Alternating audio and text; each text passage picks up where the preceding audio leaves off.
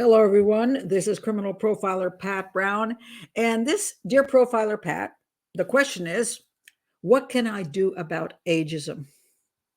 Well, I could just tell you stop getting older, but we all know that is pretty hard to not do. Okay.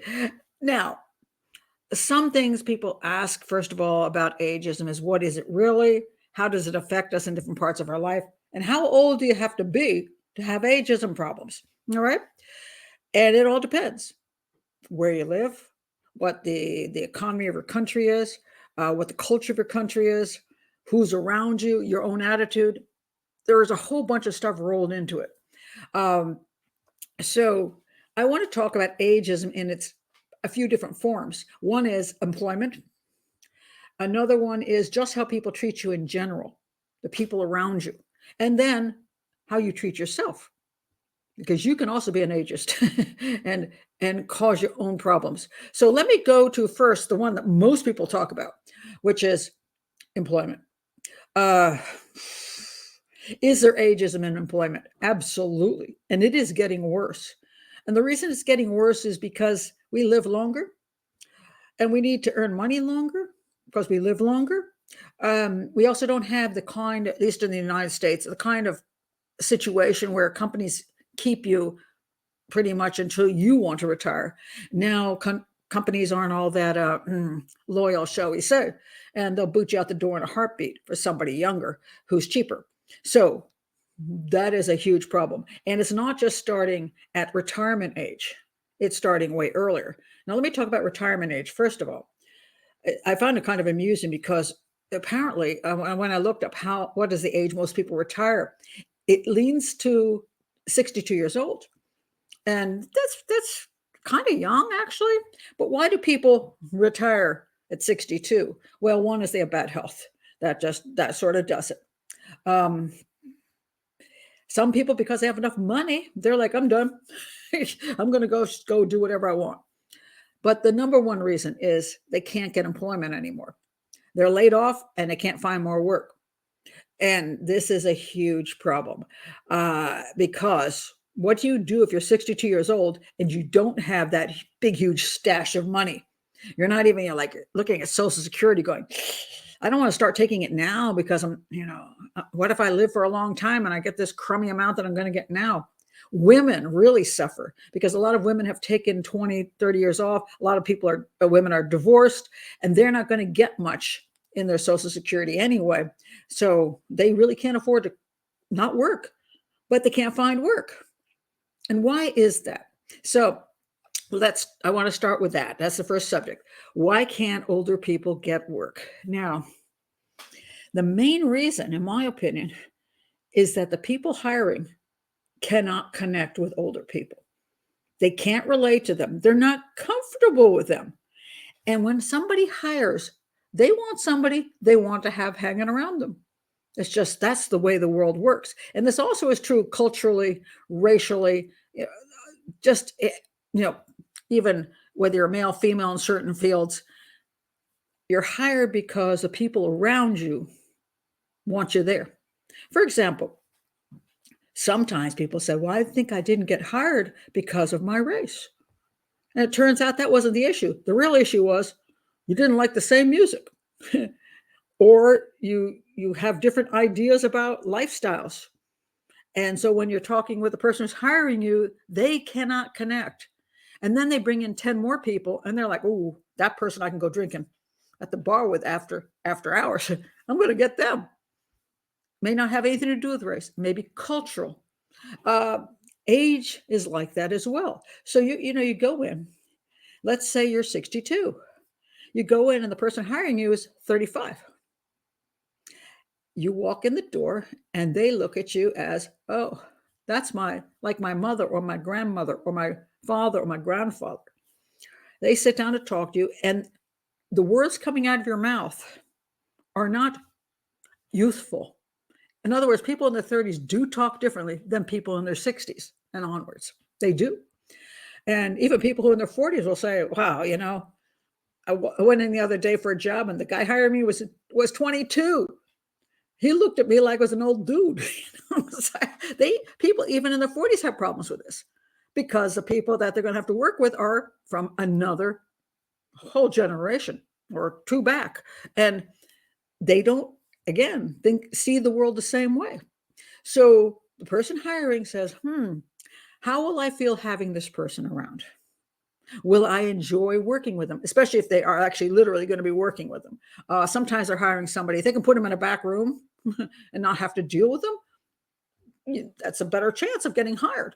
But if they have to actually work with you on a daily basis, they might say, well, I just always feel like my mother's come to my job and she says these things that are from her generation. And sometimes she looks at me and seems like she's looking down on me or mocking me because haven't had as much life experience as she does. I always feel like she's my mother or my father or whatever.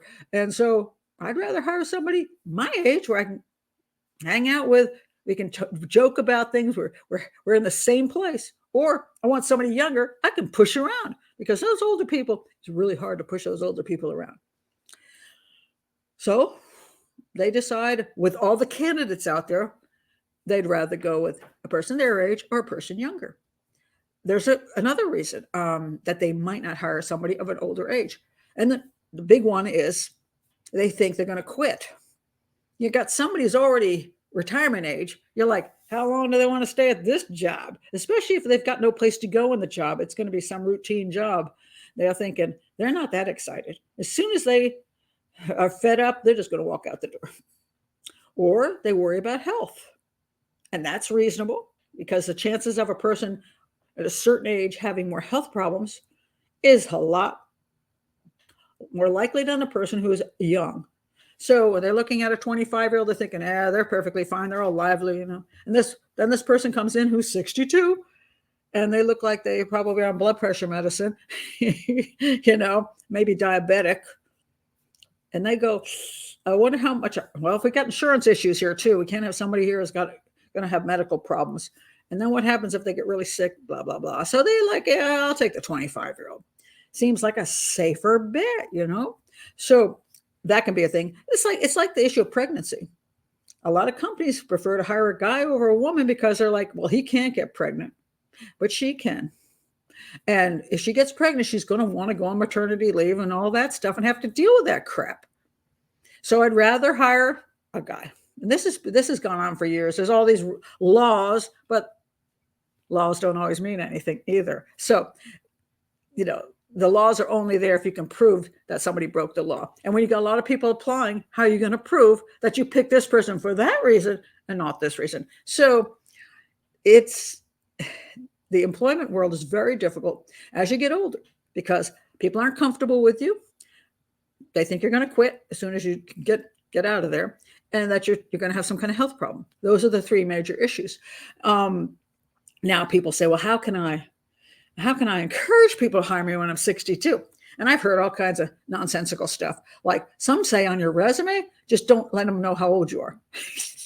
Except you've had jobs for the last 40 years. I'm going to think they can figure that out. Oh, just leave the dates off.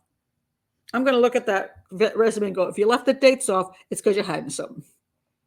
And if that person comes into the office after they're trying to pretend they're real young, they walk through that door. I'm like, oh, hi, 62-year-old. It's not like you're going to fool me walking in the door. Now, some people say, well, you need to present as a younger person. All right. Do you have a lot of money for really great plastic surgery like Jane Fonda? And then, put a wig on because, see, my hair, I don't have my hair down. I actually have a lot of hair. So if I wanted to do my hair and style it and crap, and I would have a pretty good amount of hair. But I think, see this is even, and when it's down, it's better, but I know that it's thinning. Now, I met this lady and she was at, I used to play Scrabble with her and she always had this great head of hair. And then I'm looking at her one day and I'm just realizing she's not that young. I think she was in her 80s, but that wig really did help because thick, plush hair just somehow says youth. And when I used to interpret, it was interesting. Sometimes I had women actually arrive at the deaf women, elderly deaf women, come into the doctors with a great wig. And then when the doctor said, I need to check something, they go, okay. And they age like 10 years.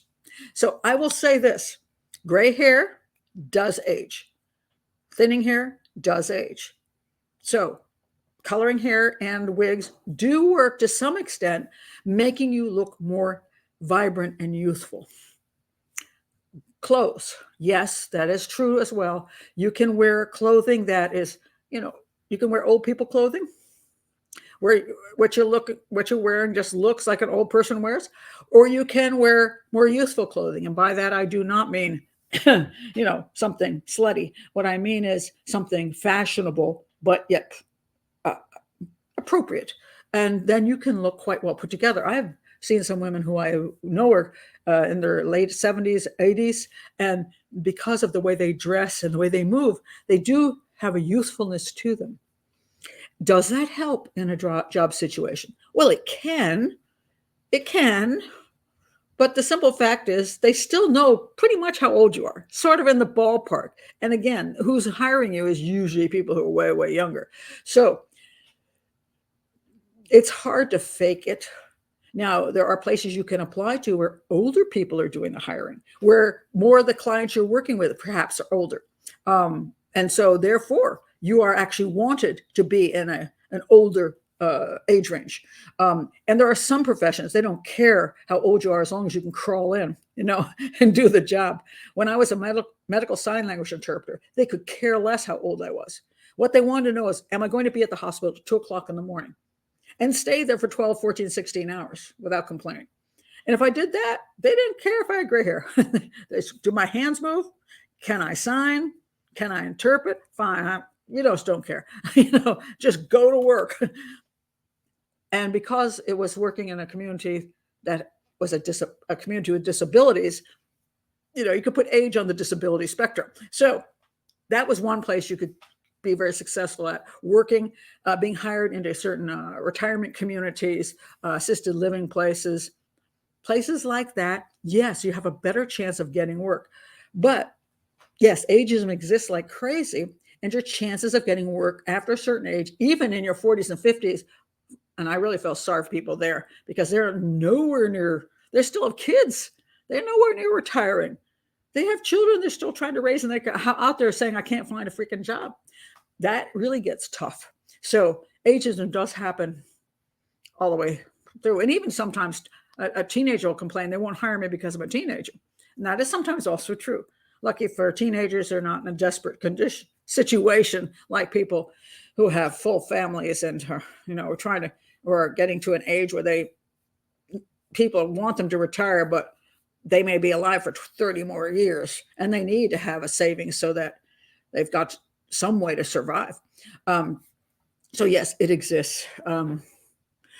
What do you do if you're in a situation where, quite frankly, your job, your ability to get work is very, very limited?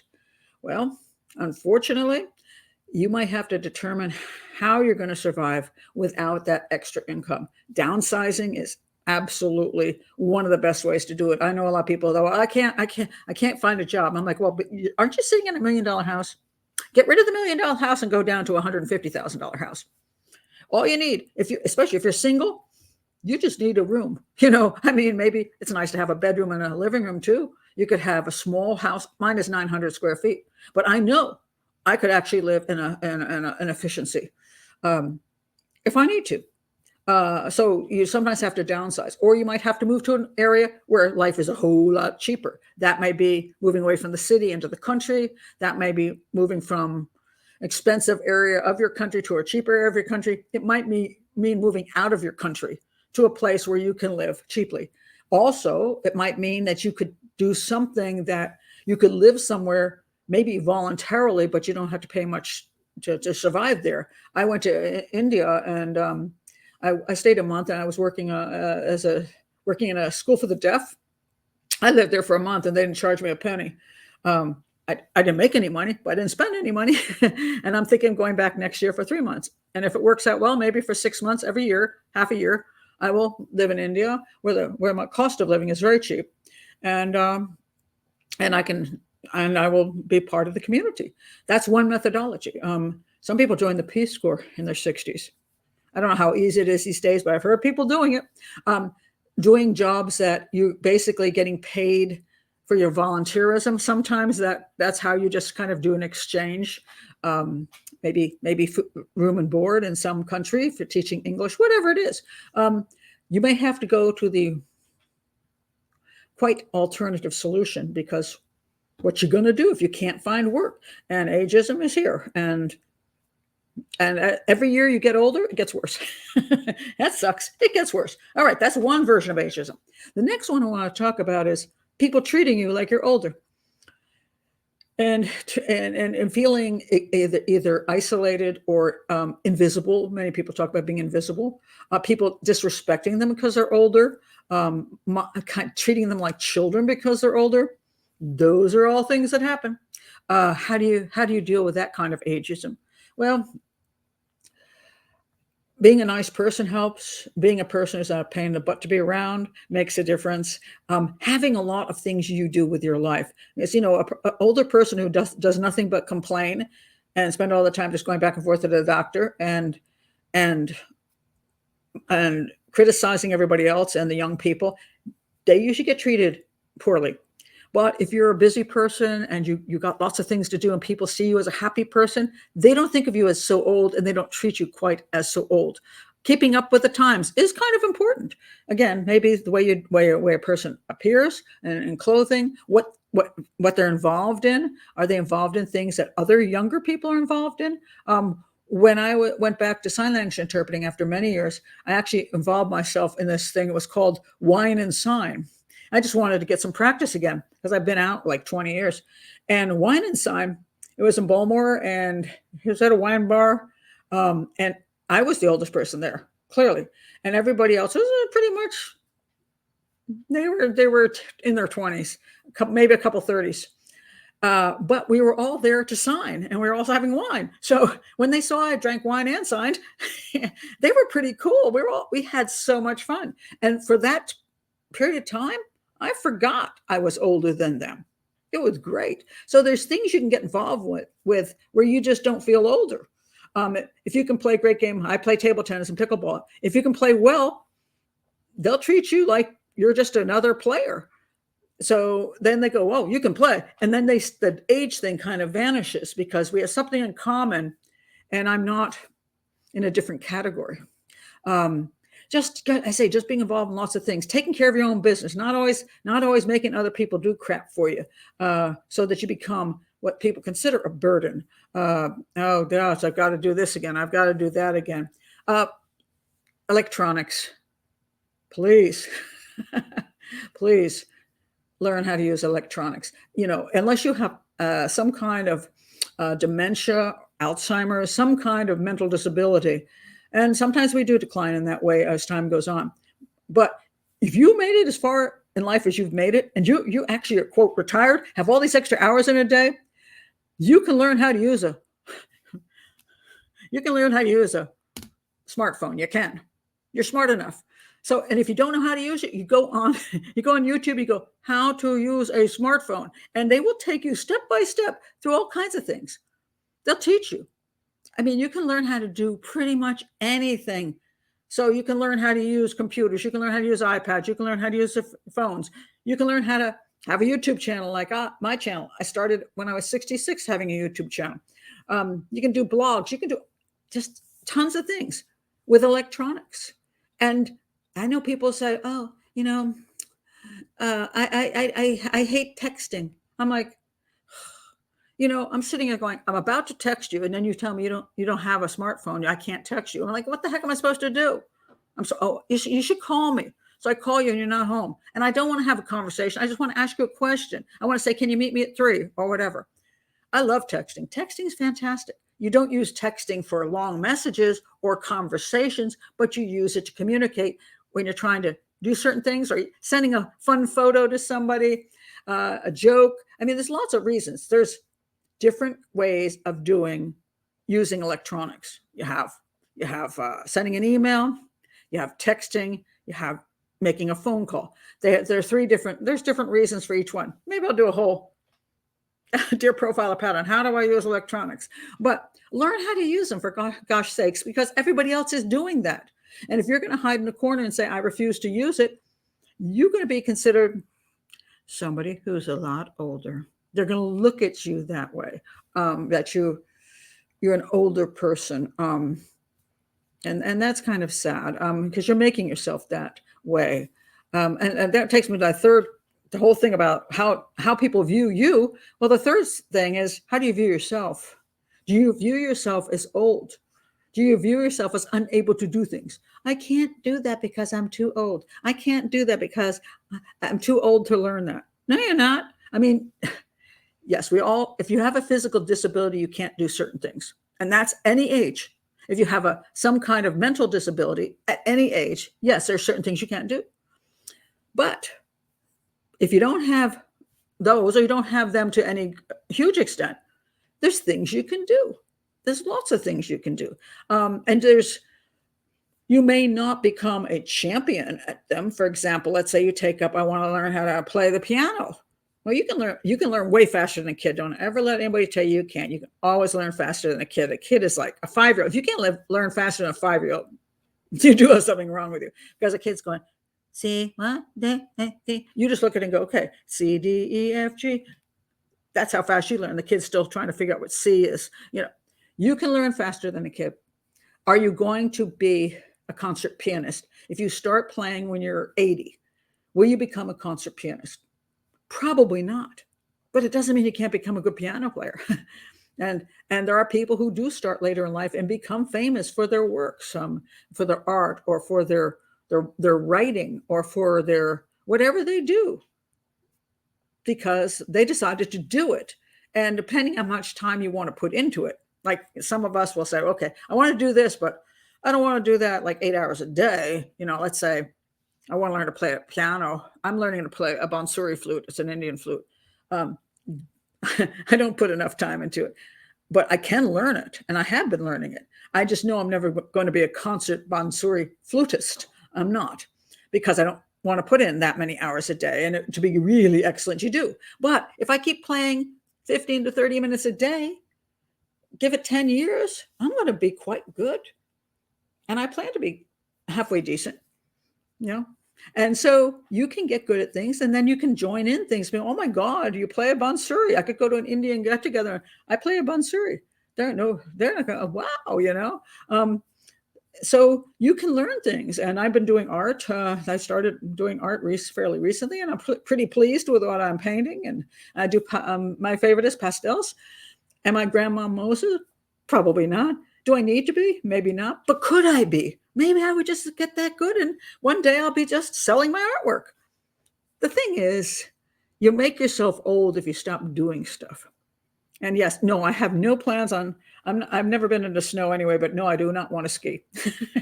And water skiing, I did that a couple times in my life until I got wiped out by a wave, and I've never gone back to water skiing. I am very much happier like taking a nice sailboat ride. So are there things I don't want to do? Absolutely. But I stopped wanting to do them when I was 20. So it isn't necessarily ages. It's just I don't like to do them. Or I've done them so much I could care less about doing them anymore because I'm bored with it. But you make yourself old when you stop living. When you stop finding things interesting. I've heard people say, like, I haven't watched a movie in 20 years. Why not? There's really not one good movie in 20 years. And why have we stopped? I don't read anymore. What do? You don't have to take anything up. You haven't taken up any new hobby, any new language, any new style of music, art. What do you do? Do you like, something? Do you like traveling? Do you like helping people? Do you volunteering in different positions? There's so many ways to keep living life, whether you are in great health or whether you're in a wheelchair. Because even people in wheelchairs, I've known a lot of them, and they do a lot of stuff. There's points in life where you're pretty much screwed. And we all get to that point where that might be the time we're getting close to leaving this earth. But even then, I've met people who are on the last months of their lives, and they still don't seem old to me. Why? Because they're still vibrant. They still reach out to people. They still laugh. They find things to do.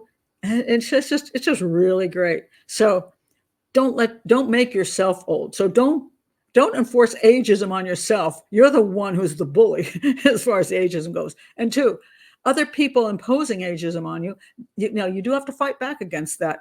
And the United States, I know, is not a great culture for ageism. We do tend to separate people, and sometimes people separate themselves. They go live in an adult community and don't associate with anybody younger. And if they enjoy that, that's fine. Not saying it's bad. It's just we do have separations. When I've been in India, I don't feel as much ageism there because there's a lot of everybody gets together and does stuff. So I was like going places and hanging out, having dinner, going to concerts, going on trains with all ages. And I felt much younger because there were teens there. There were people in the 30s and 40s. And I was there and I was treated just the same as anybody else. They were very respectful, which is really nice. But also they included me in everything, which was really cool. So I do see in certain cultures, people are treated better who are older. And as far as employment goes, that's the toughest of all, just because people who run businesses, run corporations, they're first of all, number one, they want to make money. Two, they don't want to lose money. And three, they want to hire people they want to work with because they can. So that's a tough one. So there's three different things I've talked about: ageism in work, ageism from around you, and ageism within yourself. And I would say the worst of all of them is ageism in yourself. If you're going to lay down and die before you're anywhere near it, you've done that to yourself. And sometimes it's tough. Sometimes there are depressing moments when people get older. I mean, looking in the mirror is not a big fat thrill. Smile a lot. It is what it is. But then again, what your looks are, does it really affect with your family and your friends? Do they even give a crap? So sometimes we bring it on ourselves. Like, I can't go out because maybe nobody cares but you. Maybe you should stop caring. So, one last thing. I want to bring this up because it does bug me. So this is going to be the last thing I say. I've seen too many people who are getting older who say, I'm now reached the age where I don't care I will say whatever I want to say because I've earned that right. No, you're just being a jackass. Being rude, expressing your opinion, and being obnoxious to everybody around you because you're older is not something you've earned. That's just bad behavior. Okay? Be polite. No matter how old you are, no matter how young you are, be polite. Be respectful of other people. Be respectful of their opinions. Don't bulldoze people. And don't just say whatever you feel like saying because you think you have the right to say it. No. You're a member of the society still, member of the community, and hopefully a person who cares about other people's feelings. So don't go there with that. I've seen way too much of that. And it's like, I don't even like being around you if you're like that. So anyway, those are my thoughts on ageism. I hope of some benefit to you. And since you can't prevent getting old, which you can't, at least prevent acting that way. Bye.